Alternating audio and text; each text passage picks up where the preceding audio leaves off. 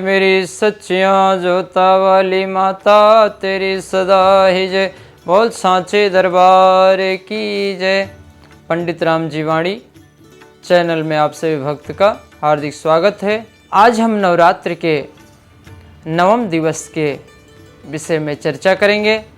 कहते हैं प्रथमम शैलपुत्री चा, द्वितीय ब्रह्मचारिणी, तृतीय चंद्रघंटा चा, कुशपांडे चा चतुर्थकम, पंचमे स्कंद माता, षष्ठम च कात्यायनी, सप्तमे कालरात्रि च, महागौरी च अष्टमम, नवम सिद्धिदात्री च, नव दुर्गा प्रकीर्तिता। इस प्रकार से कहते हैं कि नवरात्र में 9 देवियां होती हैं और 9 देवियों में सबका अपना अपना अलग अलग रूप है, अलग अलग नाम है। जो माँ का 9वां रूप है वह सिद्धिदात्री के रूप में है। कहते हैं कि जब सृष्टि में अंधकार ही अंधकार था, तब माँ के द्वारा ब्रह्मा विष्णु महेश इन तीनों देवताओं की उत्पत्ति हुई। जब ब्रह्मा विष्णु महेश का जन्म हो गया तो भगवान ने कठोर तपस्या माता सिद्धिदात्री की किए। जो भगवान शिव की तपस्या से माँ प्रसन्न हो गईं और उनको वरदान दिया कि आपको 8 सिद्धियां प्राप्त होंगी। माँ सिद्धिदात्री ने उनकी तपस्या से प्रसन्न होकर के भगवान शिव को 8 सिद्धियां प्राप्त की। अणिमा, महिमा, गरिमा, लघिमा, ईश्वत्व, वशित्व, इस प्रकार की 8 शक्तियां माँ ने उन्हें प्रदान किया। और माँ ने आशीर्वाद दिया कि तुम्हारा पूजन अर्धनारीश्वर के रूप में भी होगा।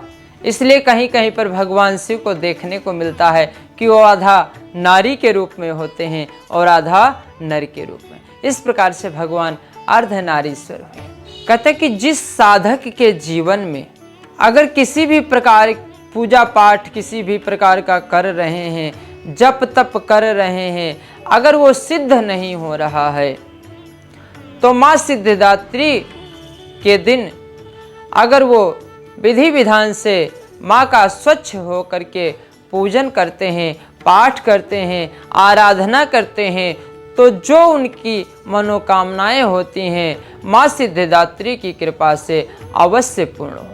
इस प्रकार से कहते हैं कि जो माँ सिद्धिदात्री होती हैं अपने भक्तों को सिद्धि प्रदान करने वाली होती हैं। जिसके जीवन में नवग्रहों की प्रतिकूलता बनी हुई हो, घर में सुख शांति ना हो, जिसका कोई भी कार्य नहीं बन पा रहा हो, जिसके कार्य में बार बार रुकावट आ रहा हो, जिसका कार्य पूर्ण होते होते रुक जाता हो, जिसके विवाह में विलंब हो रहा हो, जिसके घर में पारिवारिक कलह हो, वो कहते हैं कि माँ दुर्गा की जब पूजा करते हैं तो माँ दुर्गा की कृपा से जो है जो भी समस्या होती हैं सभी समस्याओं का हल हो जाता है और सुख समृद्धि ऐश्वर्य की प्राप्ति होती है भक्तों को। कहते हैं कि माँ कमल के फूल के आसन पर विराजमान है। कमल का पुष्प जो होता है वो कीचड़ में जो तो जरूर होता है, पर कहते हैं कि जो जग में रहूं तो ऐसे रहूं, जो जल में कमल का फूल रहे, मेरे गुण यरुदो से समर्पित हो।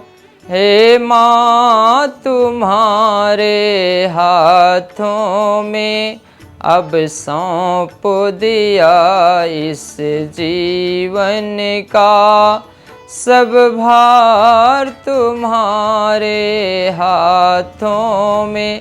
कहते हैं कि जब हम माँ को सब सर्वस्व सौंप देंगे कि हे माँ अब जो भी करेंगे आप ही करेंगे, सब कुछ आप ही करने वाली हो। क्योंकि कहा जाता है त्वमेव माता चा पिता त्वमेव, पिता से बड़ा दर्जा किसका होता है? माँ का होता है। कि माँ कमल के आसन पर विराजमान है, माँ की सिंह सवारी है और माँ चतुर्भुज रूप में माँ ने आकर के भक्तों का रक्षा किया है और दुष्टों का संहार किया है।